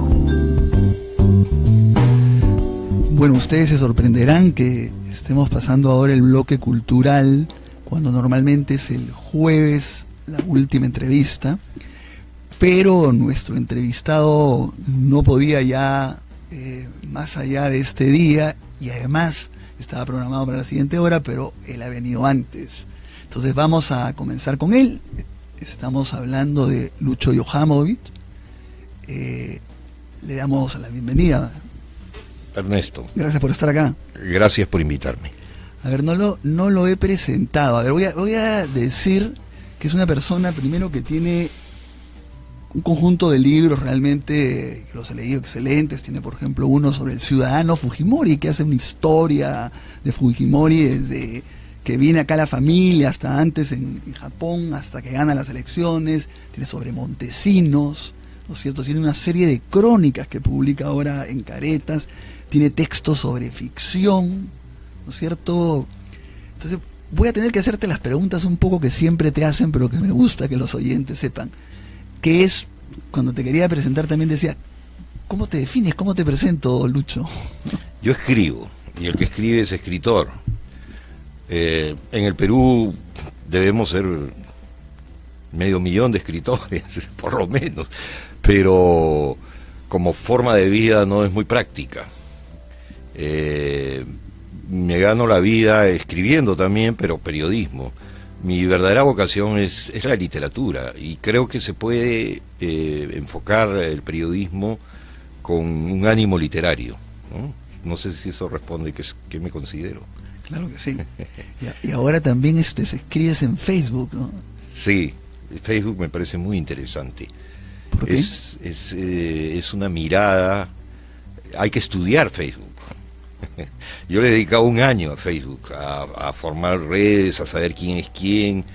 Creo que ya más o menos tengo una idea, porque también puede ser un embudo de tiempo, o sea, puedes perder el tiempo infinitamente, entonces hay que encontrar un equilibrio. Pero si lo encuentras, es una posibilidad de estar en contacto con gente con la que nunca hablarías, que nunca conocerías, y gente muy interesante que está en todo el Perú, en Chimbote, en Madre de Dios, y tienes miradas directas de lo que está pasando allí. Es una ventana fantástica. Claro, porque a mí me sorprendió. Yo había entrado hace mucho tiempo, pero no practicaba en Facebook, y me encontré con Lucho Yohamovich, y me acordé de una frase que alguien dijo en una entrevista, que tú eres una especie de escritor fantasma. Entonces dije, ahí sale la explicación, el escritor fantasma, ¿no? Pero, a ver, generalmente has tenido una predilección, también siempre te dice, por como personajes medio siniestros, sórdidos, ¿no? Por ejemplo, has escrito sobre el psiquiatra Luza, que asesina a su amante. Has escrito sobre Fujimori, sobre Montesinos, sobre un asesino, un descuartizador en un hotel. Y esta boca, es cierto que ahora has cambiado, después vamos a referir, no has cambiado, sino también has incorporado otros gustos, pero ¿de dónde te viene esta afición, no? Bueno, Montesinos fue un pedido, me pidieron que escribiera. Fujimori fue un acto de voluntad. Quería escribir sobre Fujimori. Mi libro es muy temprano, es del 91. creo que previo al golpe, no me acuerdo. 93 creo que es. No. ¿El de Fujimori? El de Fujimori. Yo bueno, creo que de repente la publicación esta que tengo yo, sí. Debe ser del 92, pero escrito en el 91, quizás, no estoy seguro, ¿no? Sí. Bueno, tú sabes más. Y tenía... No era un tema sórdido en ese momento. Claro, para nada. Y me parecía muy importante saber quién era. Nadie sabía nada. Se sabían las cosas que él había dicho como propaganda, ¿no? Nisei, ingeniero, generalidades, ¿no? Y siempre me ha atraído la historia. Me parece que la historia es la forma natural de entender la realidad. La sociología, la antropología, la economía son miradas parciales, especializadas. Pero si alguien quiere entender en profundidad las cosas, tiene que ir a la historia. Y no había una historia de Fujimori. Entonces, y después, bueno, la crónica roja, policial, también siempre me ha atraído. Me parece que es autobiográfica del tiempo, o sea, que el tiempo se retrata en sus crímenes. Porque yo diría que más que lo sórdido, me atrae la historia. Y la historia tiene pues distintas caras, ¿no? Una de ellas es el crimen, ¿no? La política, la misma literatura refleja una época, ¿no? Claro. Pero mi mirada no es historicista, no soy un historiador, ¿no? Yo quiero hacer un texto, no quiero encontrar la verdad de la historia, eso es el trabajo del historiador. Claro, ahora sí le das un contexto, porque ya que has hablado del tema de Fujimori, ¿no? Yo creo que de tu libro salieron varias ideas, por ejemplo, de cómo Fujimori había sido un personaje muy retraído en el colegio, a raíz de todo lo de la guerra de Japón, después la reacción de Prado, y también después la otra idea que quiero que las comentes es que la gente decía, es una especie de outsider que nunca ha hecho política, y tú dijiste, ¿cómo que no ha hecho política? Viene del mundo de la agraria, de las universidades, que es un pequeño mundo. A ver, esas dos ideas me parecen muy interesantes. La última, nunca ha hecho política. Había ensayado durante por lo menos 10 años muchas de las cosas que después practicó. Por ejemplo, a margen de gente que lo acompañó, desde Luz Salgado, su secretaria, no sé si su secretaria directamente, pero una empleada administrativa de la universidad. Fujimori organizaba, por ejemplo, grandes rifas, tostadoras, refrigeradoras, teteras eléctricas, ¿no? Entre empleados, estudiantes, una especie de populismo universitario, ¿no? Pactaba con con facciones dentro de la política universitaria, los pactaba y los traicionaba. O sea, él tenía una intensa práctica política en pequeña escala, pero la universidad era pues como una pequeña república, ¿no? Con sus partidos de oposición y oficialismo, sus reelecciones, en fin.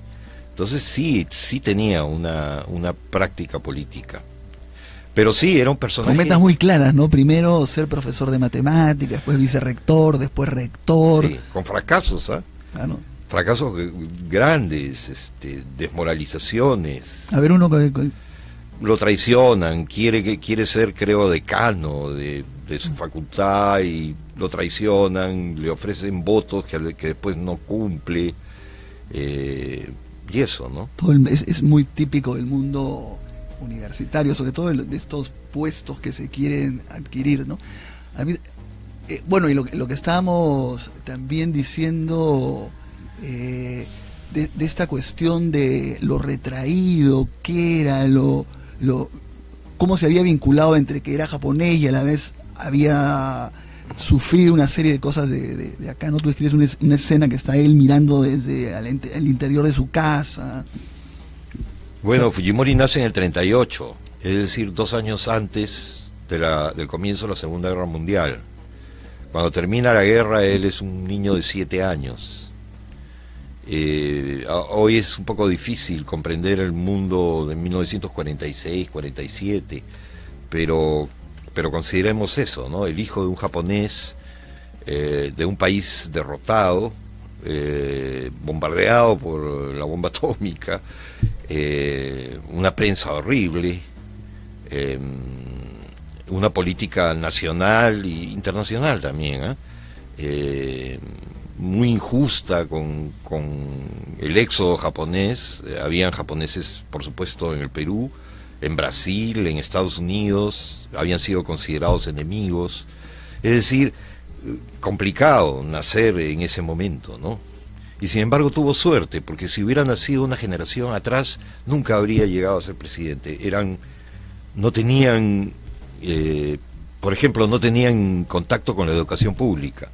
Fujimori es un personaje hecho por la educación pública. Es más, creo que nunca ha trabajado en nada que no sea público, ¿no? Se formó en escuelas públicas, en la unidad escolar, luego pasó a la universidad pública y después a la política, que es un cargo público. Entonces, tuvo suerte de nacer en ese momento. Si hubiera nacido en los 20 o comienzos de los 30, no habría tenido el contacto con el país. Ahora, ya entramos un poco al campo de la especulación, pero tú conociendo mucho al personaje, la pregunta es... Nunca he hablado con él, ¿ah? No quiso, ¿no? No, le hice la propuesta y me dijo que no, pero tampoco lo he buscado. Vive así, pues, apartado. Pero tú dices que dosifica muy bien sus recuerdos, es muy calculador. Sí. Muy calculador. Solamente habló en su viaje a Japón, pero, a ver, el campo más de especulativo es, es obvio que él quiere la libertad, como toda persona que puede estar detenida, pero ahí se han dividido en dos, ¿no es cierto? Hay gente que dice, si él sale, pues ya está pues mayor, se va a ir a cuidar a sus nietos. Hay otros que dicen, no va a cuidar tanto a los nietos. ¿Por dónde te inclinas? ¿Cuidaría a los nietos? Porque no va a cuidar ni un día a los nietos.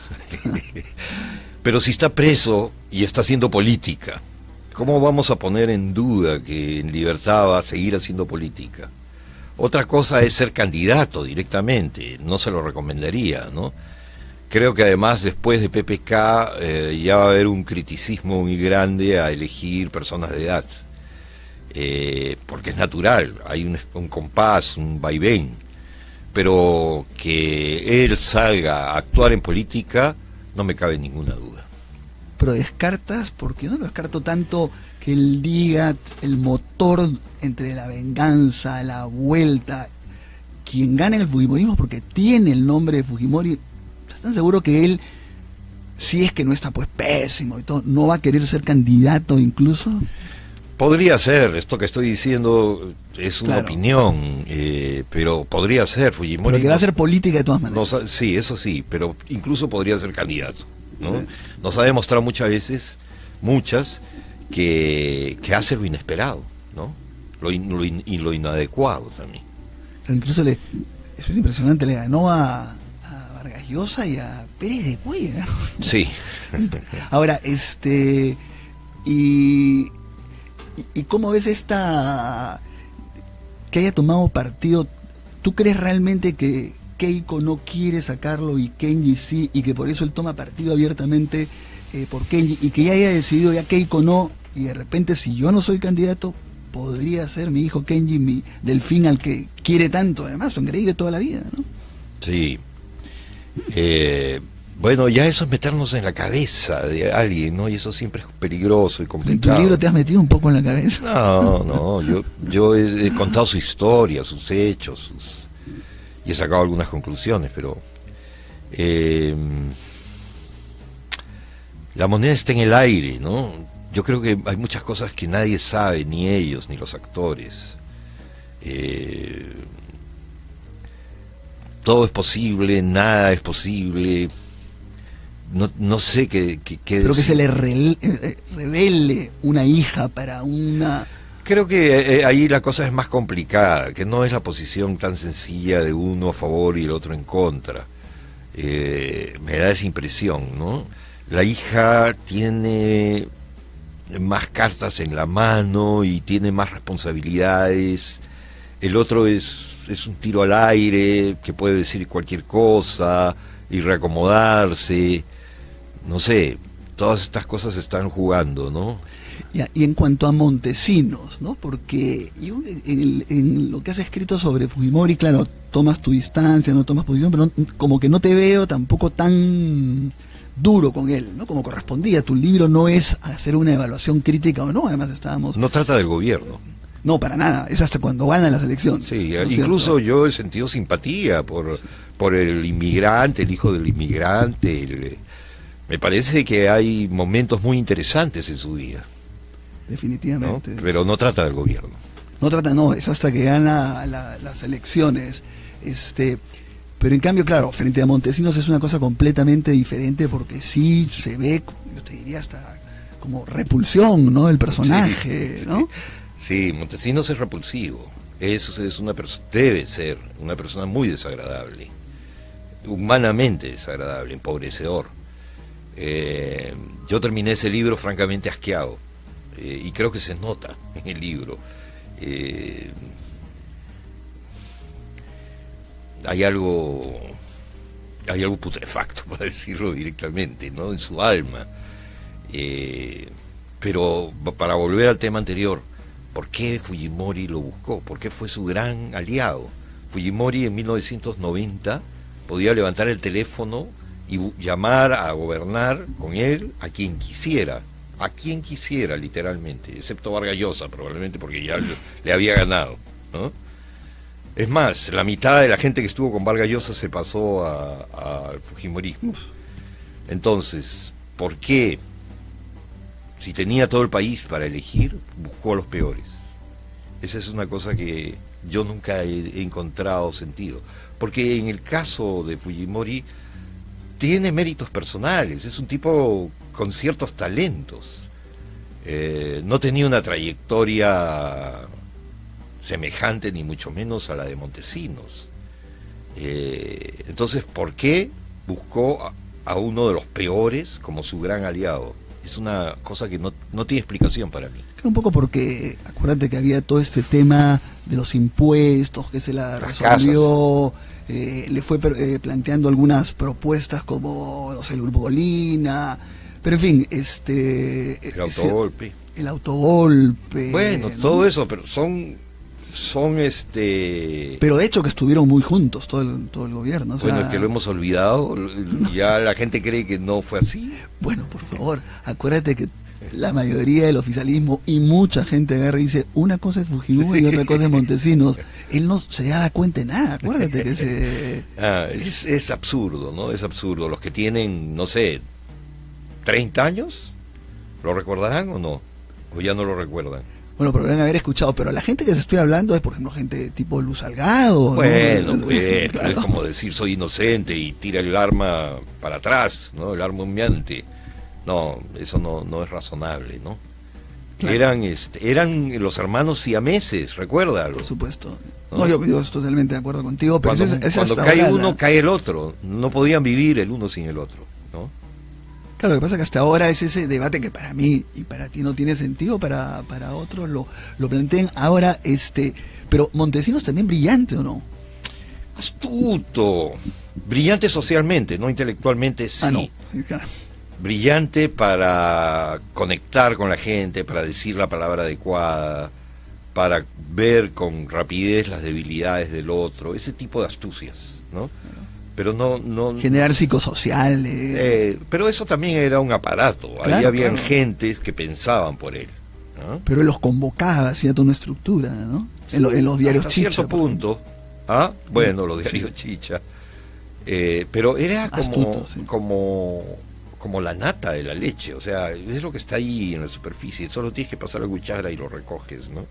O sea que tampoco... Por ejemplo, los diarios Chicha, ahí estaban, en los periódicos, la gente los conocía. Yo he conocido a algunos directores de diarios Chicha. Desde los 70 ya se sabía qué eran, qué hacían, ¿no?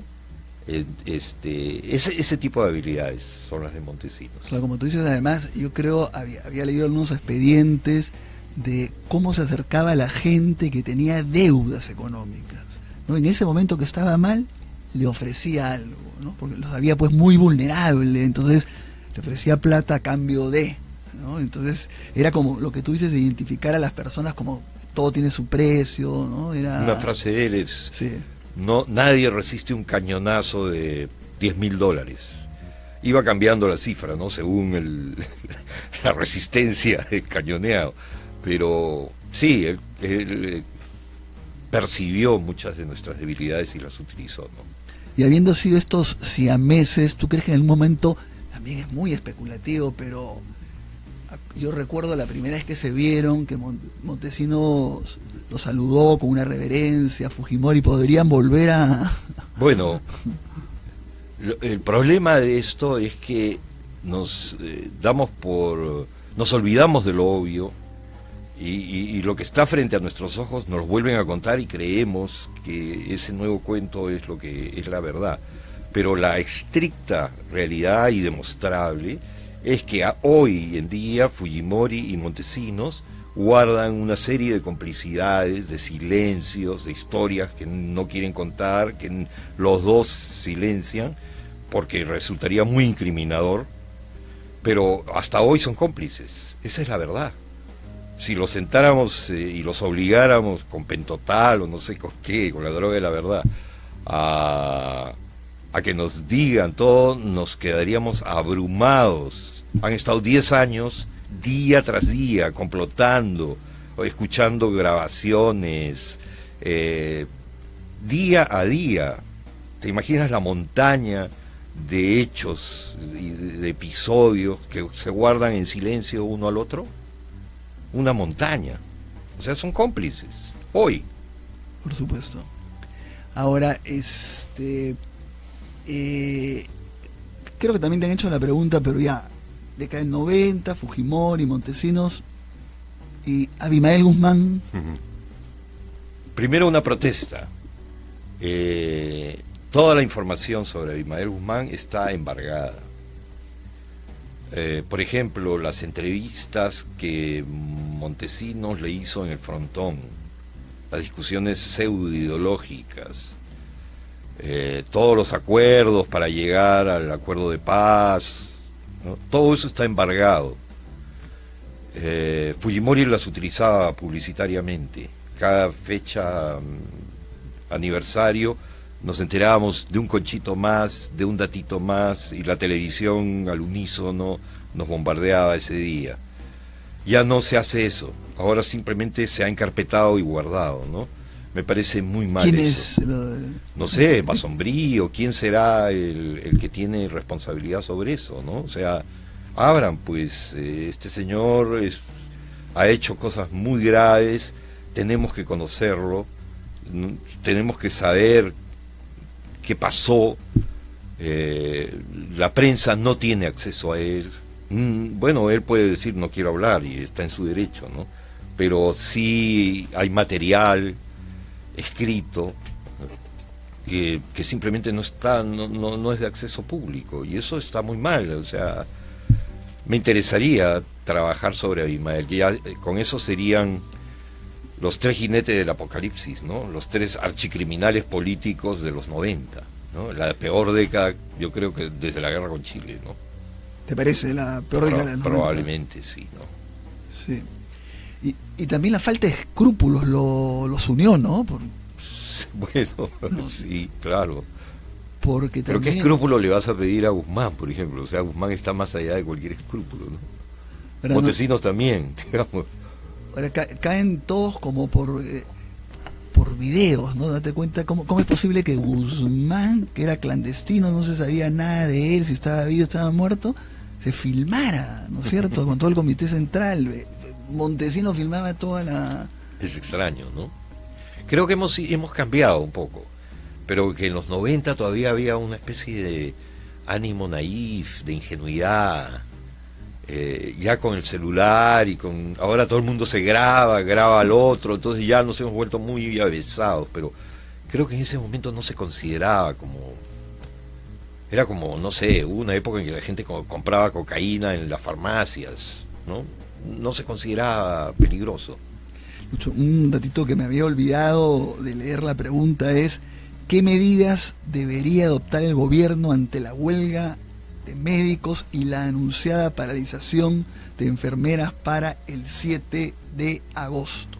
La respuesta por Facebook la respuesta de la pregunta anterior, aunque fue media complicada porque era sobre el CNM y nosotros nos despachamos contra el CNM, entonces, digamos, pero esta, por favor, las respuestas las esperamos. A ver, cambiando, porque hay muchos temas, yo decía lo de las crónicas, ¿no? Le recomiendo ahora, en Careta salen estas crónicas. Acabo de leer, por ejemplo, una del encuentro de González Prada con Aya La Torre cuando era muy joven, una visión de Velasco, de mirar una especie de llamado a mirar de otra manera a Velasco, una sobre la fundadora de Careta, Doris Gibson. Y tus fuentes además muchas veces son, tú me decías, los periódicos, que son como canteras, como minas donde puedes sacar. Felizmente la gente se olvida lo que traen los periódicos, entonces vuelven a ser nuevos. Los periódicos viejos vuelven a ser nuevos con el tiempo, ¿no? Y todo está en los periódicos. Todo ya sucedió, no una vez, varias veces, y lo volvemos a olvidar. Así es. La crónica de mañana, porque ya tenemos que terminar la entrevista que sale en Careta, ¿sobre qué es? Es una entrevista que le hace Vallejo a Eguren en el año 18, pero trae una trama interna, porque a mí, yo no encuentro el sentido de contar lo que dijo Eguren o lo que preguntó Vallejo, en este caso, ¿no? Sino cuál es la relación interna, digamos. Y hay un fenómeno curioso que es la vanidad literaria, ¿no? Vallejo quiere otorgarle el título de gran poeta a Eguren, y Eguren cae redondo, se deja elogiar, disfruta el elogio, ¿no? Quería ver eso, ¿no? Esas cosas psicológicas que se establecen, en este caso entre dos grandes poetas que se cruzan en un momento, pero que nunca se encuentran en el fondo, ¿no? Como sucede en general, la vida va pasando y no la atrapas nunca. Bueno, hemos conversado con Luis Johamovich, escritor, sobre temas interesantísimos. Ojalá que haya una próxima oportunidad, además rápida, para conversar de otros temas. Muchas gracias, Lucho, por haber estado Ernesto, acá. Muchas gracias. Hacemos un corte y regresamos. Ya.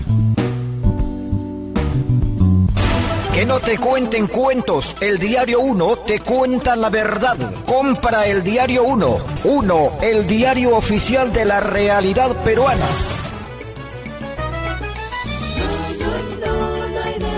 A ver, ¿qué desean, mamitas? Doctor, mire cómo está mi hermana. Ay, mire cómo me ha pegado mi esposo. Venimos de la comisaría, doctor. Mi hermana necesita un certificado médico. Pero para un certificado médico hay que pagar 20 soles. ¿Cómo?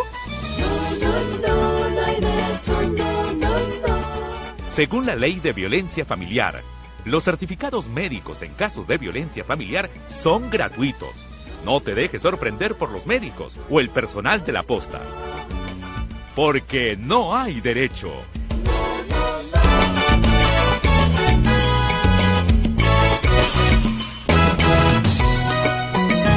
Caramba, ¿por qué tan contenta, señora Sandra? Hoy sí me hacen justicia. Van a sancionar al vocal de esta sala. Bien hecho. Ya se comprobó que sí hubo acoso sexual contra mi hija Patti. Por abusivo y mañoso, merece que lo destituyan. Y todavía trabaja como funcionario de hacer justicia en el país. ¿Qué tal, raza? A buena hora me animé a denunciarlo. Si los ciudadanos denunciamos los malos actos, todos los funcionarios corruptos estarán con sus días contados. Porque no hay derecho.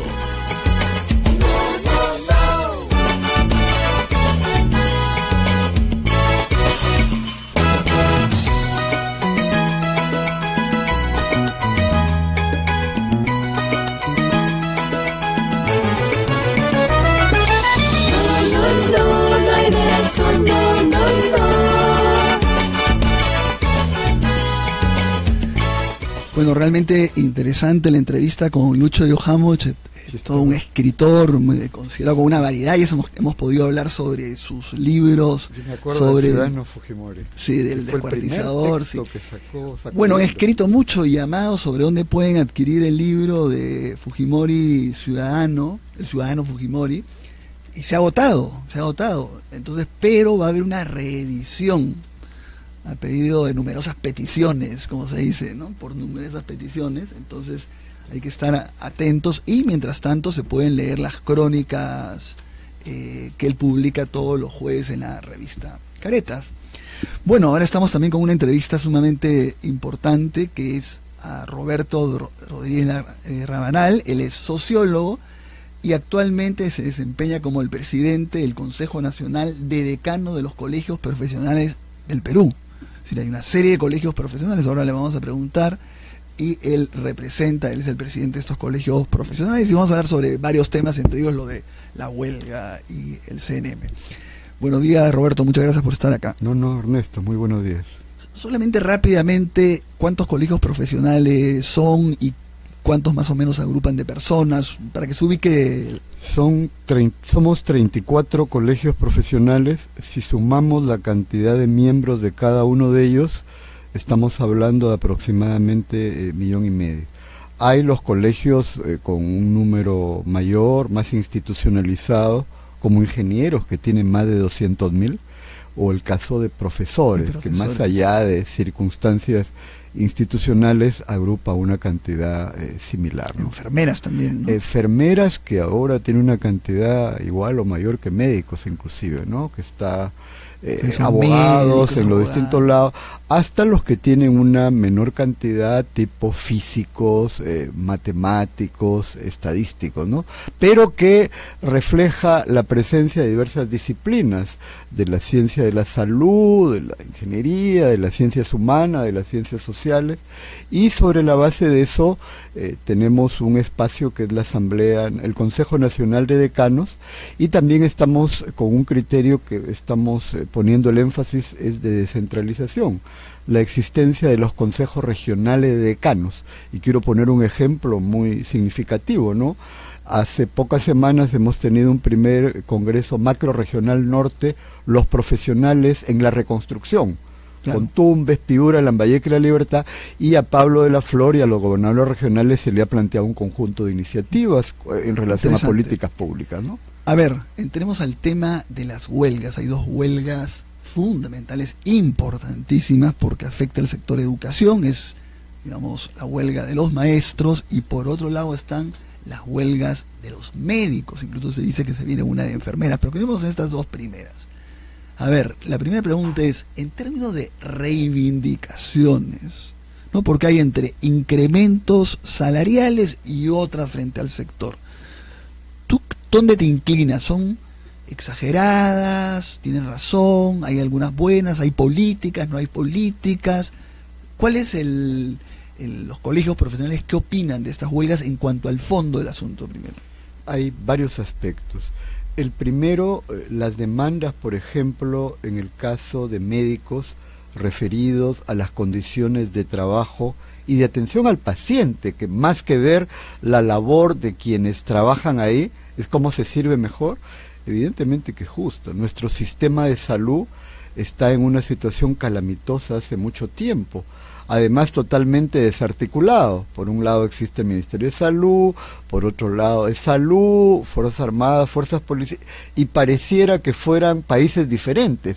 Uno que se atiende a un lugar para irse a otro lugar, simplemente es volver desde cero, ¿no? Entonces, ahí hay un primer aspecto en el caso de salud, que las condiciones tienen que cambiar sustantivamente en términos presupuestales, y sobre todo para evitar cualquier tipo de subterfugio en el cual desde el Estado juegan, recordemos el famoso negociazo, la frase del ex asesor presidencial Moreno, cuando en realidad lo que se detectó es que a propósito se llevaba a una situación en la cual no funcionaban los equipos para decirle, oye, acá está el privado y por ahí damos la salida, ¿no? Ese tipo de situaciones tiene. En el caso de salud es eso, y en el caso de educación... Pero a ver, en el caso de los médicos de salud, ¿no?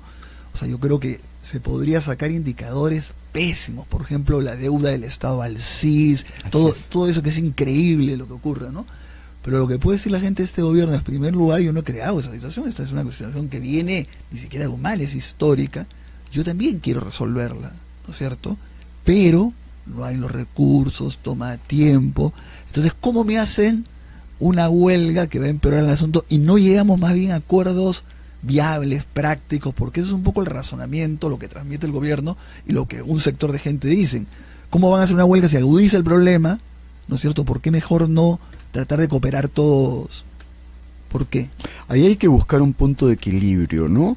Y el punto de equilibrio, a mi modo de ver, yo tengo acá una comunicación que se la dirigimos hace varios días al presidente de la República, a pedido de determinados dirigentes, tanto en cuanto a médicos como de profesores, buscando contribuir a la solución del problema.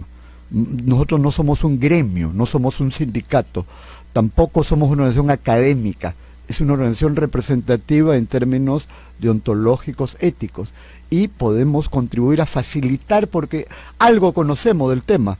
Sin embargo, hasta ahora no hay respuesta. Yo creo que falta una mayor voluntad de acercamiento para buscar puntos en común, y por el lado también del gremio médico creo que hay que tener la flexibilidad correspondiente. En una negociación se tiene que ceder las partes.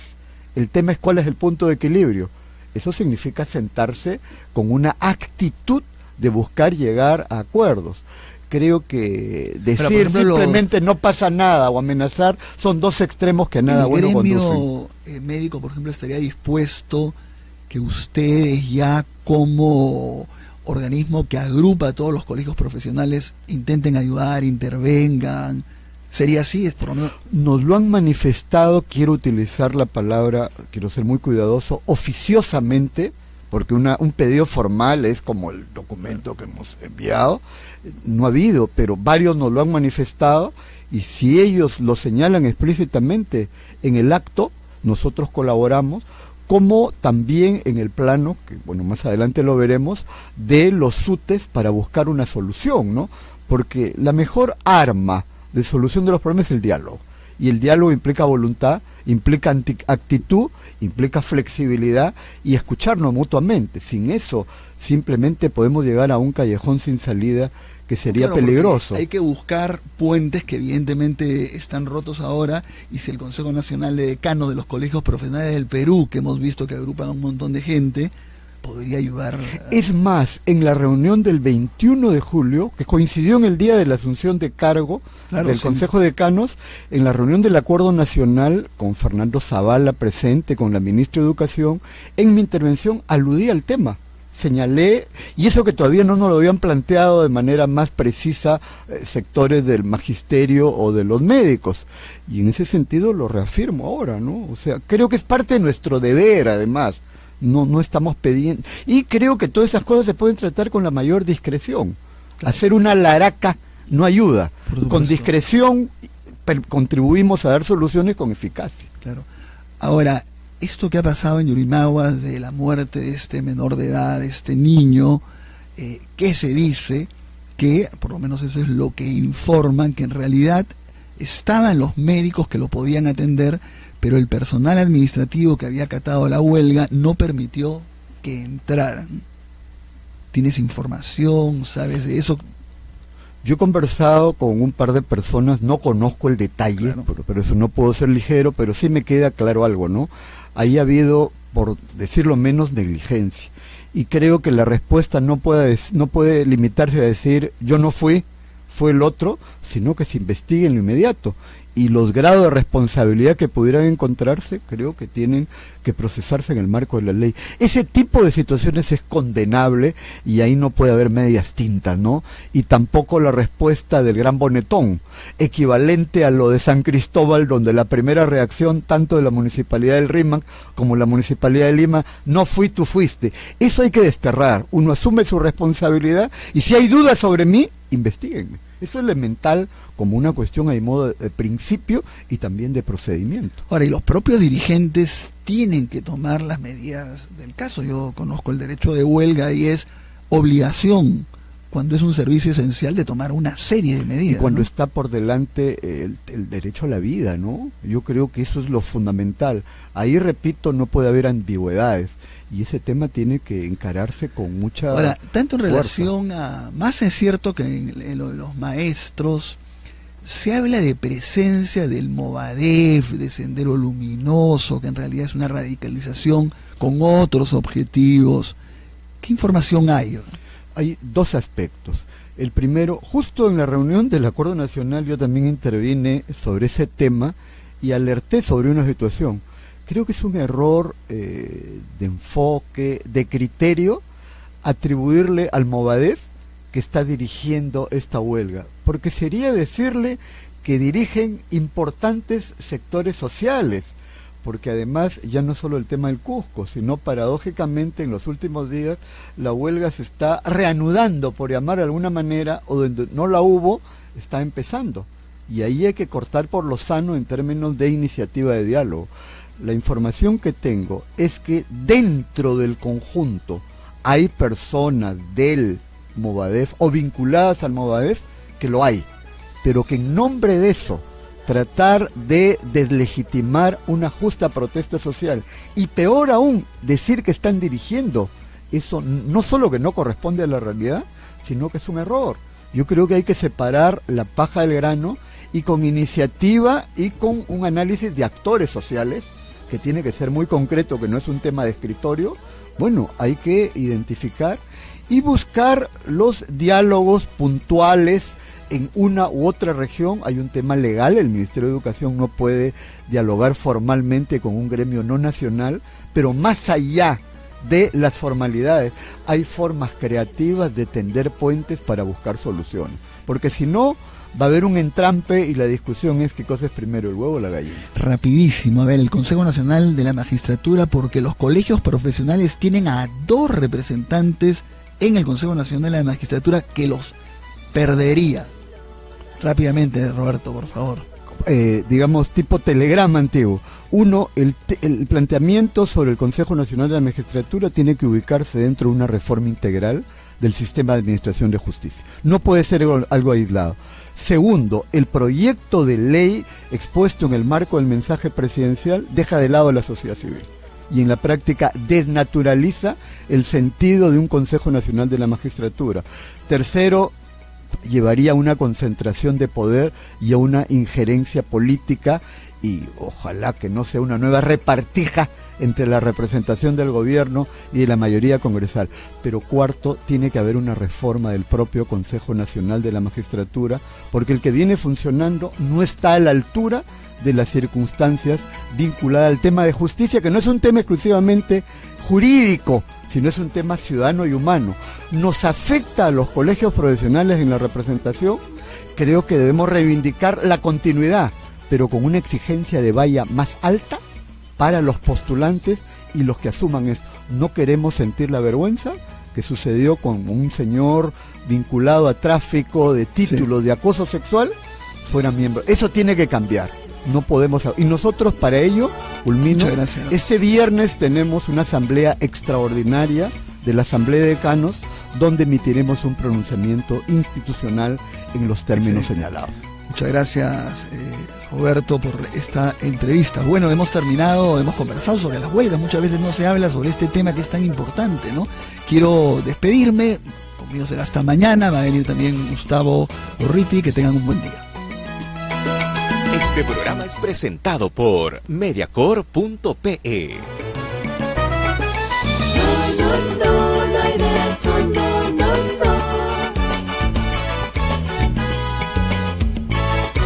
El Instituto de Defensa Legal presentó No hay derecho, un espacio de noticias, diálogo, debate y participación.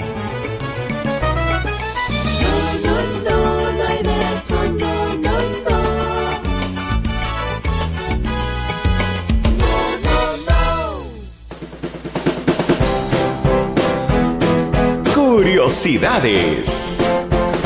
¿Sabías que los pulpos tienen pupilas rectangulares?